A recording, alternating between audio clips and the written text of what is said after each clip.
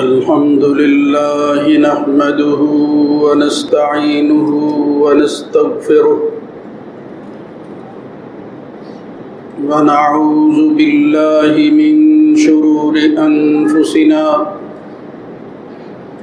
ومن سيئات أعمالنا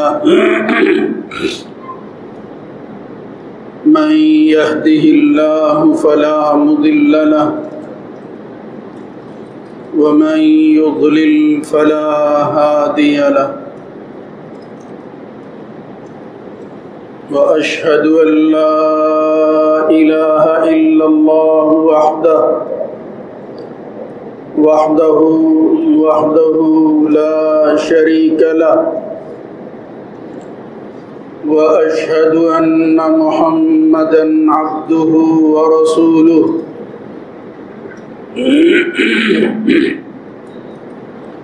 اللهم صل على محمد وعلى آل محمد كما صليت على إبراهيم وعلى آل إبراهيم في العالمين إنك حميد مجيد اللهم بارك على محمد وعلى آل محمد كما باركت على إبراهيم وعلى آل إبراهيم في العالمين إنك حميد مجيد أما بعد فإن خير الحديث كتاب الله وخير الهدى هدى محمد صلى الله عليه وآله وسلم وشر الأمور محدثاتها وكل محدثة بدعة وكل بدعة ضلالة وكل ضلالة في النار رب أعوذ بك من همزات الشياطين من همزه ونفخه ونفثه يا أيها الذين آمنوا اتقوا الله حق تقاته ولا تموتن إلا وأنتم مسلمون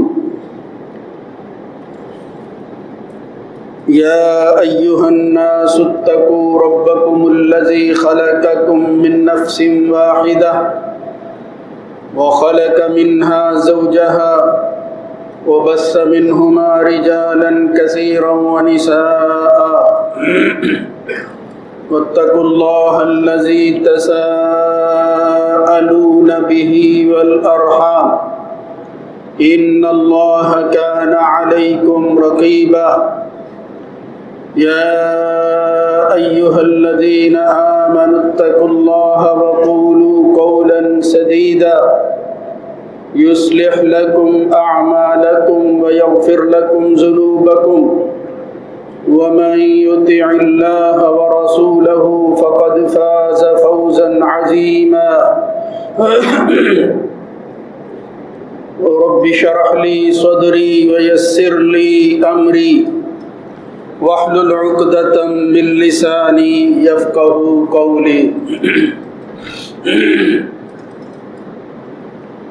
إنا أعطيناك الكوثر فصل لربك وانحر إن شانئك هو الأبتر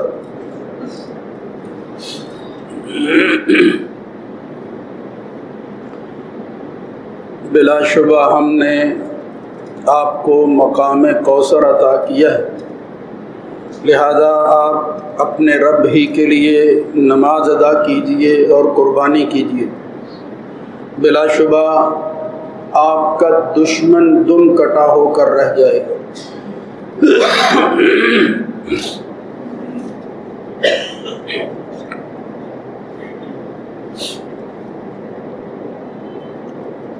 اللہ رب العزت کی حمد و ثنا کے بعد درود و سلام سید الرسل خاتم النبیین جناب محمد الرسول اللہ صلی اللہ علیہ وآلہ وسلم کی ذات گرامی پر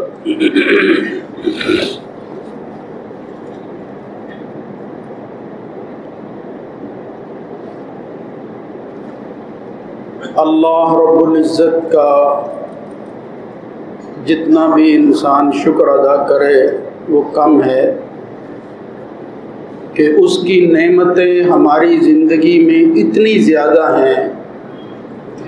کہ نہ ان کا شمار ممکن ہے، اور ان کا بدلہ وہ تو محال ہی ہے، اس کے بارے میں تو سوچا ہی نہیں جا سکتا۔ ان احسانات میں سے بڑی مہربانی اور نعمت اور احسان یہ ہے کہ اس نے انسانوں کی دنیا میں ہمیں ایمان کی توفیق نصیب فرمائی ہے، اور پھر آخری نبی محمد الرسول اللہ صلی اللہ علیہ وآلہ وسلم کا امتی بنایا۔ اس نبی کی تشریف آوری، آپ کی آمد، آپ کی بعثت بہت بڑا احسان ہے۔ دیگر انبیاء کے مقابلہ میں چونکہ نبوت کی تکمیل ہو رہی تھی، اس اعتبارات سے، اس حوالہ سے کئی فضیلتیں ہیں جو محمد الرسول اللہ صلی اللہ علیہ وآلہ وسلم کو حاصل ہیں۔ سارا جہان مل کر نیکیاں کرتا رہے، وہ مقابلہ نہیں کر سکتا اس رسول کا جو اللہ رب العزت نے ہماری ہدایت کے لیے بھیجا، اس لیے کہ ہر نیکی کے اندر ان کا حصہ شامل۔ کوئی آدمی نیت کرے نہ کرے یہ اس کا نقص ہو سکتا ہے، مگر اس عمل خیر کے اندر اس ہادی اور رہبر کا حصہ اللہ رب العزت نے قیامت تک کے نیک اعمال کرنے والوں کے لیے ان کے حصوں کے علاوہ اپنے نبی کے لیے حصہ رکھا ہوا۔ اور پھر اس کے احسانات، اللہ رب العزت کی مہربانیاں اور احسانات میں سے ہے کہ اس نے اس دین کو، اس شریعت کو جو آسمان سے نازل کی تھی، اس کو محفوظ بنا دیا۔ بالخصوص جس پر لوگ جو ہے وہ طعنہ زن ہوتے ہیں، سنت اور حدیث کا معاملہ، اسی پر جو ہے وہ اختلاف بڑھا، جس میں سے ایک مسئلہ قربانی کے حوالے سے کچھ چیزیں میں نے پچھلے خطبہ میں عرض کی تھی کہ اگر یہ حدیث اور سنت یا دوسرے لفظوں کے اندر کسی بھی عمل خیر سے اللہ کے رسول کو نکال دیا جائے تو وہ عمل خیر تو دور کی بات ہے، عمل کہلانے کے قابل بھی نہیں رہتا۔ اس لیے کہ رسول اللہ صلی اللہ علیہ وسلم نے اعمال کی تشریح اور توضیح کے اندر اپنے اقوال اور افعال کے ذریعے جو کچھ ہمارے سامنے رکھ دیا ہے، اور پھر آپ کے اصحاب اور بعد کے ان کے اصحاب یعنی تابعین، تبع تابعین، وہ جو ایک چین اور سلسلہ چلتا ہے سنت کے منتقل کرنے والے لوگوں کا، اللہ رب العزت کروڑہ رحمتیں نازل فرمائے ان نیک اور صالح لوگوں پر، جنہوں نے یہ کام جو ہے وہ اپنے کندھوں پر اٹھا کر اس فریضہ کو انجام دیا، اور یہ محفوظ دین جو ہے وہ ہم تک پہنچا۔ حدیث اور سنت کے معاملے میں اچھی طرح ذہن صاف ہونا چاہیے۔ حقیقت یہ ہے کہ دنیا کے اندر کوئی شخص اس طرح کا نہیں ہوا، اور یہ میں نہیں کہہ رہا، یہ دشمن جو ہے وہ اعتراف کرتے ہیں کہ کسی کی نشست و برخاست، کسی کے اٹھنے بیٹھنے، کسی کے سونے جاگنے، حتیٰ کہ کسی کے ہنسنے اور کسی کے رونے پر، یعنی اس کے عمل کے ایک ایک حصے کو اس کے جاننے اور ماننے والوں نے اس طرح محفوظ کر لیا کہ ساری زندگی وہ ان اداؤں کو دہراتے رہے اور اس کے اندر فخر کرتے رہے کہ ہمارے نبی محمد الرسول اللہ صلی اللہ علیہ وآلہ وسلم یوں کیا کرتے تھے۔ اور پھر بعد میں اللہ تعالیٰ نے جو نشانیاں انسانوں کی شکل میں پیدا کی ہیں، جب یہ دین دشمن لوگوں نے سنت اور حدیث پر حملہ کیا بعض لوگ اپنے بھی تھے، نیک نیتی کے ساتھ بھی انہوں نے یہ کام کیا۔ مثلا بعض لوگوں کا خیال یہ ہے، انہوں نے کہا کہ لوگ جو ہے وہ قرآن سے جو ہے وہ دور ہو رہے تھے، تو میں نے پھر قرآن کی فضیلت کے اندر کئی روایتیں گھڑ دی، اپنی طرف سے بنا دی۔ اللہ تعالیٰ نے اس دین کی حفاظت کے لیے جو بندے پیدا کیے تھے، انہوں نے بالکل اس طرح یہ حدیث اور سنت کا ذخیرہ جو ہے اس میں صحت اور ذوق کے اعتبار سے نکھار پیدا کر دیا، الگ الگ کر دیا۔ آج ہمارے سامنے اتنی سہولت موجود ہے کہ ہمارے لیے وہ مشکل نہیں ہے، ورنہ میرے بھائیوں حقیقت یہ تھی کہ وہ لوگ ایک روایت کے لینے کے لیے کئی کئی دنوں مہینوں کا سفر کرتے، اور اخلاص کا یہ حال تھا۔ ایک مہینے کا سفر کرنے کے بعد ایک شخص جو ہے وہ دوسری جگہ پہنچا اور انہوں نے کہا مجھے معلوم ہوا ہے کہ تیرے پاس یہ روایت موجود ہے۔ انہوں نے کہا ہاں روایت موجود ہے۔ تو انہوں نے کہا تمہارے مقابلہ میں کوئی اور شخص ہے جس نے براہ راست یہ سنی ہو؟ تم تو واسطے سے بیان کرتے ہو، میں چاہتا ہوں براہ راست جس نے یہ روایت سنی ہے میں اس سے ملوں۔ اس کے پاس وہ گئے، انہوں نے کھانے کے لیے ان کی تواضع کے لیے ضیافت کرنا چاہیے کہ ایک مہینہ کی مسافت سے ایک آدمی جو ہے وہ سفر کرتا ہوا میرے تک پہنچا ہے، میرا حق ہے میں اس کی خدمت کروں۔ تو اس شخص نے کہا میں نے یہ سفر اللہ کے رسول کی حدیث کے طلب کے لیے کیا ہے، اس کے اندر میں اتنی آمیزش بھی شامل نہیں کرنا چاہتا، کسی غیر کی شرکت کو اتنا بھی برداشت نہیں کرتا کہ اس معاملہ کے اندر میں اپنے علاوہ کسی دوسرے سے پانی ہی پی لوں۔ انہوں نے کہا نہیں، یہ سفر صرف اللہ کے لیے ہے، میں نے اس کے اندر کسی کا کوئی احسان نہیں لینا، خواہ ایک حدیث کے لیے میرے بھائی۔ اور پھر ایسا بھی وقت آیا، بڑے بڑے جلیل القدر لوگ، عظیم انسان، انہوں نے واضح طور پر یہ کہہ دیا، انہوں نے کہا کہ میرا باپ ہے، اس کے باپ ہونے میں، اس کے مقام اور مرتبہ کو پہچاننے میں مجھے کوئی شک نہیں ہے، میں ان کا احترام کرتا ہوں، عزت کرتا ہوں، جو حقوق ہے ادا کرتا ہوں، لیکن میرے ایمانی اور دینی بھائیوں میں ایک اعلان کرتا ہوں کہ حدیث اور سنت کے حوالہ سے میرے باپ کا حافظہ اس قابل نہیں ہے کہ اس سے اللہ کے رسول کی سنت لی جائے، وہ اس اعتبار میں وہ ناقص ہے، لہذا میں باپ کے بارے میں تمہیں بتا رہا ہوں، باقی ساری اس کی عزت میں زیادہ بہتر جانتا ہوں، تم بھی ان کا احترام کرتے ہو، لیکن ان کی کمزوری کی وجہ سے محمد الرسول اللہ صلی اللہ علیہ وسلم کی کوئی حدیث اور سنت ان سے نہیں لی جا سکتی۔ یہ ایک واقعہ نہیں ہے، اس کے حوالہ سے بے شمار چیزیں ہیں، اگر ان کو ہی بیان کیا جائے تو کئی جملے جو ہے وہ اسی پر جو ہے وہ صرف ہو سکتے ہیں۔ تو یہ عرض کرنے کا مطلب یہ ہے کہ اس عمل کو معمولی نہ سمجھا جائے۔ آج اور پہلے بھی ابتدا میں بھی یہ معاملہ ہوا، دنیا نے کفر کی صورت کے اندر یا اپنے منافقین یا نااہل دوستوں کی شکل کے اندر، یعنی وہ جن کو علم نہیں تھا، کسی وجہ سے وہ کسی گمراہی میں چلے گئے، ان سے جو غلطی ہوئی ہے اور انہوں نے جو حملہ کیا ہے، براہ راست ہو، بالواسطہ ہو یا بلا واسطہ ہو، وہ حدیث اور سنت پر کیا ہے۔ اس سے جان چھوٹ جائے، یہ واسطہ نکل جائے، اگر آپ مجھے اجازت دیں، یقیناً میں دیانتداری کی وجہ سے یہ بات کہہ رہا ہوں اور مجھے کرنی چاہیے، ممبر رسول پر کھڑا ہوں کہ آج بھی بعض لوگ جب اللہ کے رسول کے حوالہ سے حدیث اور سنت کے معاملہ کے اندر وہ توجہ نہیں کرتے، اور پھر اس طرح جو حق ہے حدیث اور سنت کا، اور پھر جس محفوظ طریقہ کے ساتھ وہ حدیث اور سنت پہنچی ہے اس کا خیال نہ کرتے ہوئے عقیدت کے اندر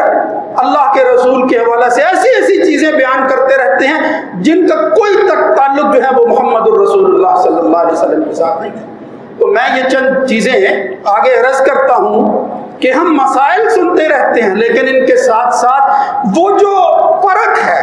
وہ جو حدیث اور سنت کا فرق ہے، یہ جو شان ہے کہ بھئی یہ ثبوت مل جائے کہ یہ دلیل کتنی پختہ ہے۔ آپ عدالتی کارروائی سنتے دیکھتے رہتے ہیں، اس میں یہ کہا جاتا ہے قانون نہیں، کوئی لاجک کی وہ بات کرو جو قانون کے مطابق ہو۔ شریعت کا قانون، الہی قانون کیا تھا؟ اللہ کی بات حقیقی قرآن مجید کی شکل کے اندر، اور محمد الرسول اللہ صلی اللہ علیہ وسلم کا فرمان صحیح حدیث اور کی روشنی کے اندر وہ بیان کرو جس کو کوئی چیلنج نہ کر سکے۔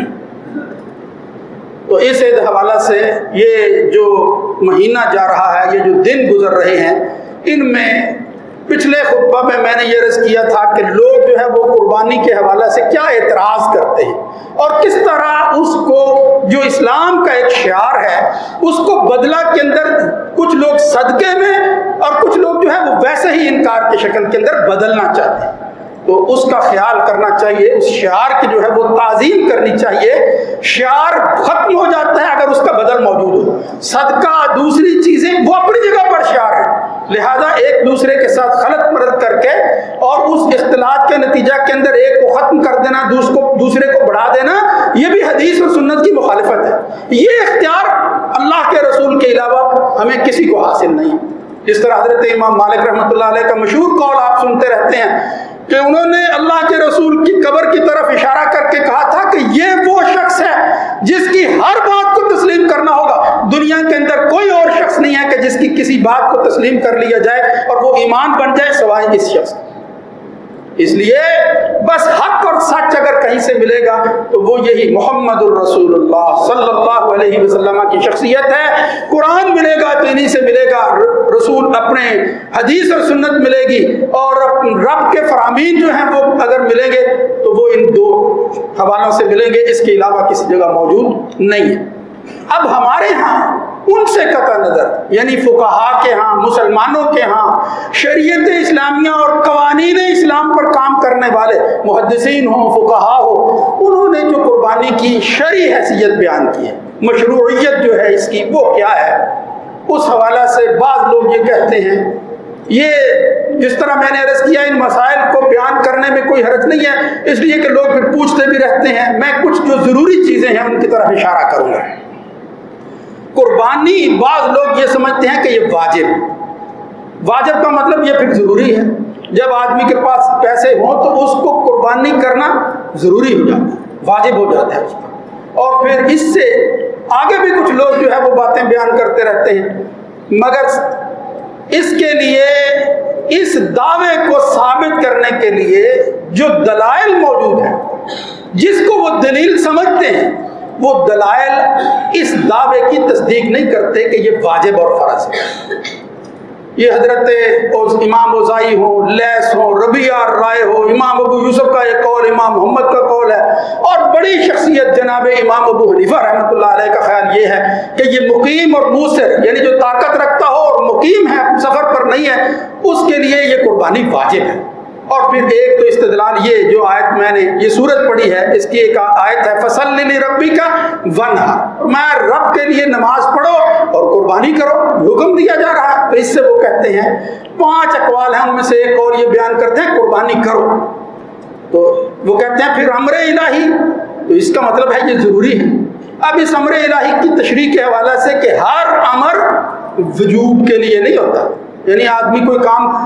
کرنے کا حکم دے تو وہ ضروری ہی کیا جائے, فرض ہو جاتا ہے, ایسا نہیں ہے. قرآن و سنت میں بے شمار دلائل ہیں, اس کا وقت نہیں ہے. لہذا یہاں دیکھنا ہوگا کہ اس آیت کے باوجود محمد الرسول اللہ صلی اللہ علیہ وسلم نے اور بعد میں اصحاب نے جو ہے وہ کس طرح عمل کیا ہے, کیا فرضیت کی حد تک ہے یا اس کے اندر کوئی سہولت اور موجود ہے. تو صحیح بات جو ہے وہ معلوم ہوتی ہے کہ دلائل تو بے شمار ہیں, لیکن ان میں سے ایک بڑی دلیل جو بیان کی جاتی ہے ابتدا میں جو تمہید میں نے بات عرض کی ہے اس حوالے سے بیان کرنا چاہتا ہوں. مشہور ہو جاتی ہیں چیزیں. وہ ایک روایت بیان کرتے ہیں من کان لہ سعۃ ولم یضحی فلا یقربن مصلانا, جس کے پاس وسعت ہو, طاقت ہو, پھر قربانی نہ کرے, وہ ہمارے مصلی یعنی عیدگاہ میں نہ آئے, وہ قریب بھی نہ پڑھے. اس کا کیا تعلق؟ یہ روایت جو ہے وہ بیان کرتے ہیں, لیکن محدثین کے اصولوں کے مطابق حدیث کی پرکھ کے حوالہ سے یہ روایت اس درجہ کی نہیں ہے کہ جس میں ہم یہ کہہ سکیں کہ یہ واقعتاً صحیح درست ہر اعتبار سے بغیر کسی کمزوری کے یہ روایت جو ہے یہ محمد الرسول اللہ صلی اللہ علیہ وسلم یہ ثابت نہیں ہے. اور اس کے عدم ثبوت کی وجہ سے اس سے استدلال کرنا وہ بھی درست نہیں ہے. آپ یہ کہیں گے کہ پھر اس کا کیا مطلب ہوا؟ یہ روایتوں کے حوالے سے یہ جو کہا جاتا ہے یہ صحت میں ٹھیک نہیں ہے, اس کے اندر ضعف موجود ہے, تو یہی تو فرق ہے. یعنی کسی چیز کے نکھار کے اندر اہمیت اس وقت بڑھتی ہے جب مقابل میں چیزیں آتی ہیں کہ یہ درست نہیں ہے, اس لیے پھر درست جو ہے اس کو ڈھونڈا جاتا ہے. تو اس حوالے سے میں ایک اور اشارہ کر دوں, یہ دیانتداری کا تقاضا ہے. حکم اپنی جگہ پر, ایک اور روایت جو ہے وہ بھی بیان کی جاتی ہے، بے شمار اور روایتیں ہیں جو قربانی کی فضیلت میں بیان کرتے ہیں، بے شمار روایتیں۔ ما عمل ابن آدم احب الی اللہ من احراق الدم، یہ ایک روایت بیان کرتے ہیں کہ ابن آدم جو عمل کرتا ہے خون بہنے کے لیے، یعنی جب وہ قربانی کے دن خون بہاتا ہے اپنی قربانی کا، یہ عمل اس کے لیے سب سے زیادہ اللہ کے ہاں محبوب بن جاتا ہے۔ وَإِنَّ الدَّمَ لَيَقَعُ بِمَكَانٍ قَبْلَ أَن يَقَعَ مِنَ الْأَرْضِ فَطِيبُوا بِهَا نَفْسًا، یعنی وہ کہتے ہیں کہ تم یہ قربانی کرتے ہو، اس کا خون کا قطرہ زمین پر بعد میں گرتا ہے، اللہ کے ہاں قبولیت پہلے ہی ہو جاتی ہے، لہذا تم کھلے دل کے ساتھ، خوش دلی کے ساتھ قربانی کیا کرو، یہ روایت بھی بیان کی جاتی ہے۔ اور پھر یہاں ساتھ اور بھی لفظ ہیں، وَإِنَّهُ لَيَأْتِي يَوْمَ الْقِيَامَةِ بِقُرُونِهَا وَأَظْفَارِهَا وَأَشْعَارِهَا، وہ اپنے سینگوں کے ساتھ، بالوں کے ساتھ جانور آئے گا۔ اور پھر ایک جگہ آتا ہے وَإِنَّهَا مَطَايَاكُمْ مِنَ الْجَنَّةِ، وہ تمہیں جو ہے وہ بٹھا کر جنت میں لے جائے گا۔ اس طرح کی روایتیں بیان کی جاتی ہیں۔ ان میں سے بعض روایتیں تو ہمارے واعظین بیان کرتے ہیں، اور بھی لوگ جو ہے وہ شاید لا علمی کی وجہ سے کئی لوگوں سے جو ہے وہ سنا ہے۔ تو میں نے جس طرح عرض کیا، دیانتداری کا تقاضا یہ ہے کہ اگر وہ وجوب ثابت نہیں ہو رہا تو اس طرح کی کوئی روایت، بلکہ ماوردی حضرت وہ امام ابن العربی مکی،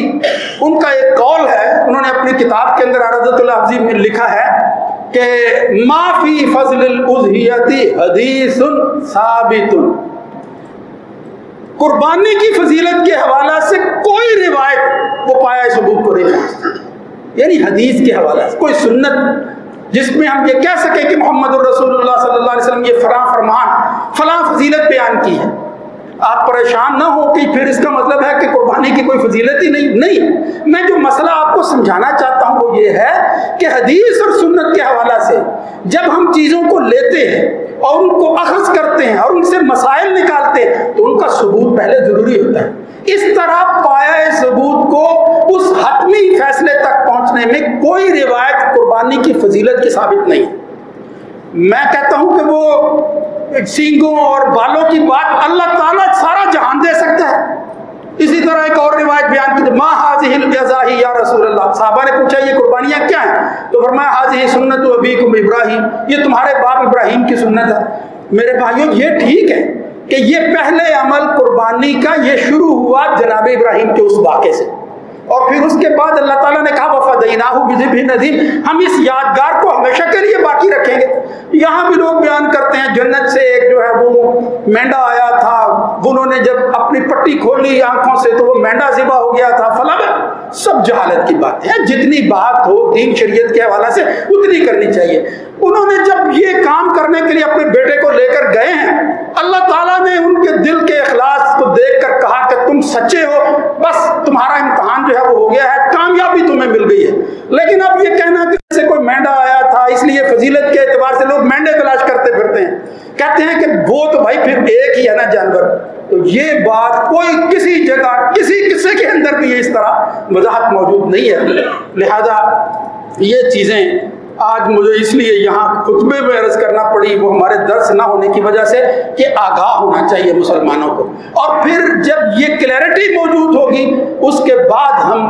محمد الرسول اللہ، میں بات جو بیان کرنا چاہتا ہوں وہ یہی ہے۔ میں کہتا ہوں ابراہیم علیہ السلام کا واقعہ نہ ہوتا،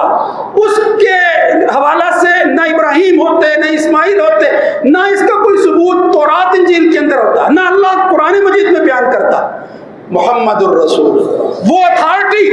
وہ اگر ہمیں حکم دے دیتی، اپنے عمل سے ثابت کر دیتی، اور پھر اس کے صحابہ جو ہے وہ اس پر عمل کرتے، حضور کو دیکھ کر کسی نبی کی اور اس کے عمل کی ضرورت نہیں تھی۔ ہمارے لیے آخری اور حتمی فیصلہ اور آخری دلیل وہ کیا ہے کہ ہم نے جس کا کلمہ پڑھا ہے لا الہ الا اللہ محمد الرسول اللہ، وہ محمد صلی اللہ علیہ وآلہ وسلم، صلی اللہ علیہ وآلہ وسلم جو رسول اللہ ہے، وہ کیا فرماتے ہیں، وہ کیا کہتے ہیں، انہوں نے کیا کیا ہے، بس اگر وہ صحیح جو ہے وہ ہمیں معلوم ہو جائے وہ دین اور شریعت بن جاتا ہے۔ ان کی ہر ادا کو دین کے حوالہ سے وحی کی روشنی کے اندر اللہ رب العزت جب تصدیق جو ہے وہ نازل فرماتا ہے وہ شریعت کا حصہ بن جاتی ہے۔ اس لیے یہ جتنی بھی روایتیں ہیں ان کے حوالے سے ذہن صاف ہونا چاہیے، مسئلہ کوئی اس طرح کا فضیلت کے حوالے سے ثابت نہیں ہے۔ تو ایک تو ہے وجوب، بعض کہتے ہیں ضروری ہے، وہ میں نے عرض کر دیا کہ کوئی دلیل اس طرح کی موجود نہیں ہے۔ دوسرا گروہ جو ہے وہ مشہور گروہ جو ہے اہل سنت کا، جمہور لوگوں کا، وہ یہ کہتے ہیں نہیں یہ سنت ہے اور سنت موقدہ ہے۔ یہ بات جو ہے یہ راجح معلوم ہوتی ہے دلائل کی روشنی کے اندر اور اعمال کی روشنی کے اندر۔ محمد الرسول اللہ صلی اللہ علیہ وسلم نے خود بھی قربانی کی ہے، لیکن حضور کے بعد جب یہ کام بڑھ گیا تو بعض لوگوں نے جو مقتدر لوگ تھے، جو صاحب حیثیت لوگ تھے اس اعتبار سے کہ لوگ ان کے عمل کی طرف دیکھتے تھے، یعنی یوں سمجھ لیجئے کہ نبی کریم صلی اللہ علیہ وسلم نے فرمایا کہ میرے بعد میری سنت کو جاری رکھنے والے میرے خلفاء ہیں، علیکم بسنتی وسنت الخلفاء الراشدین، یعنی کوئی کام خلفاء راشدین کرتے ہوں تو اس کا مطلب یہ ہے کہ وہ سنت ثابت ہے،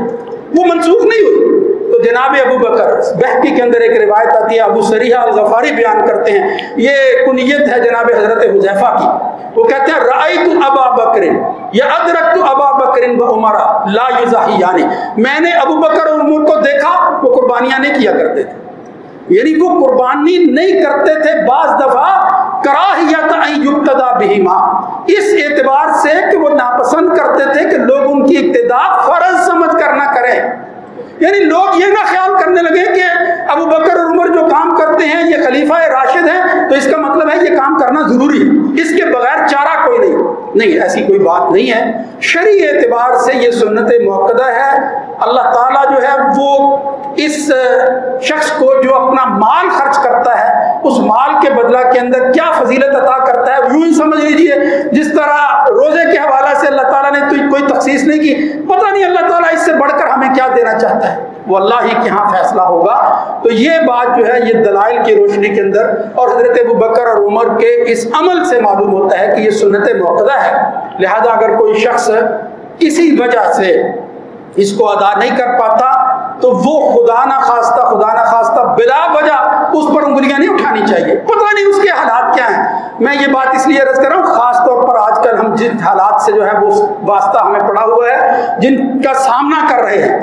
کئی سفید پوش لوگ ہوتے ہیں، ان کا معاملہ خدا ہی بہتر جانتا ہے کہ کیا ہے، ہم بلا وجہ کہتے رہتے ہیں کہ تیری فلاں ہے، تو اتنی پراپرٹی کا مالک ہے، اپنے طور پر ہم سمجھتے رہیں، لیکن کسی کو پن پوائنٹ کر کے اس کو حکمن کہنا کہ تم یہ کام کرو، اس کی ہمیں اجازت نہیں ہے۔ یہ معاملہ جو ہے نیکی کا، بندے کا اور اللہ کا معاملہ ہوتا ہے، لہذا اگر کوئی ایسا بندہ ہو تو سب سے پہلے قرآن مجید کی روشنی کے اندر ہم اپنی قربانیاں کریں، اس شعار کو جو ہے وہ شعار بنا کر انجام دیں، اور جو مستحق لوگ ہیں فَكُلُوا مِنْهَا، خود بھی کھائیں، وَأَطْعِمُوا الْقَانِعَ وَالْمُعْتَرَ، وہ جو کانے ہیں سوال نہیں کرتے اپنی عزت نفس کی وجہ سے، وہ سفید گوشت ان کے گھروں میں پہنچاؤ، سارا گوشت خود ہی کھا جانا پھر صدقہ تو نہ ہوا، قربانی تو نہ ہوا، ہم خود بھی کھاتے رہتے ہیں، لہذا وہ لوگ جو قربانی نہیں کرتے ہم اپنے دوست احباب کے گھر تو بیچتے ہیں، وہ کوئی حرج نہیں ہے، میں اس کو ناجائز نہیں سمجھتا، لیکن یعنی شریعت بھی ناجائز نہیں سمجھتی، یہ میرا ذاتی مسئلہ نہیں ہے۔ وہ لوگ جنہوں نے قربانی نہیں کی ان فقیروں کا، ان غریبوں کا خیال کرنا، ان کو سال کے بعد یہ گوشت کا تحفہ عطا کرنا، یہ اس قربانی کا حق ہے جس طرح ان کا حق ہے، لہذا اس کو ادا کرنا چاہیے۔ اور کئی باتیں بھی تھی جو میرے ذہن میں تھی کہ ان کو عرض کیا جائے، لیکن ممکن نہیں ہے ٹائم کی وجہ سے۔ میں بس دعا کرتا ہوں کہ دین اور شریعت کے حوالے سے ثابت شدہ چیزوں کو اپنانا چاہیے، انہی کو بیان کرنا چاہیے، اور پھر عمل کرتے ہوئے اخلاص کے ساتھ، للہیت کے ساتھ، غیر کی شرکت کو بالکل ختم کرتے ہوئے، جس طرح پچھلے خطبے میں میں نے اشارہ کر دیا تھا، رسول اللہ صلی اللہ علیہ وسلم کا صحیح فرمان ہے من ذبح لغیر اللہ، اور وہ بھی یہی کرتے تھے، مکے اور پھر ارد گرد کے کافر، وہ نظر و نیاز جو ہے وہ پوری کرتے، بڑے جانور قربان کرتے تھے، ایک نہیں کرتے تھے، اور پھر ان کا خون جو ہے وہ بیت اللہ کی دیواروں پر لگاتے تھے۔ اللہ نے کہا مجھے ان خونوں کی، ان گوشتوں کی ضرورت نہیں ہے، اس کے اندر اخلاص ہونا چاہیے، جانور خواہ چھوٹا ہی ہو، اخلاص کے ساتھ آدمی، للہیت کے ساتھ، من ذبح لغیر اللہ، غیر اللہ کے لیے کوئی نیت نہ ہو،